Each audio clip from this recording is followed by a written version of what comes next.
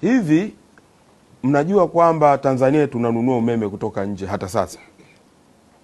Tunanunua umeme kutoka nchi 3 tofauti mpaka hivi ninavyozungumza. Kule Rukwa, umeme unaotumika mkoa wa Rukwa tunaununua kutoka Zambia. Na tuna mkataba na Zambia wa kuuziwa umeme. Umeme tunaotumia katika mkoa wa Kagera tunaununua kutoka Uganda. Na tuna mkataba na serikali ya Uganda wa kununua umeme kutoka Uganda kwa ajili ya mkoa wa Kagera. Kule Horohoro, wilaya Mkinga, Tanga, umeme unaolisha watu Horohoro pale wilaya maeneo ya Mkinga tunaununua kutoka Kenya. Kwa hiyo kununua umeme kutoka Ethiopia si jambo jipya wala si jambo geni.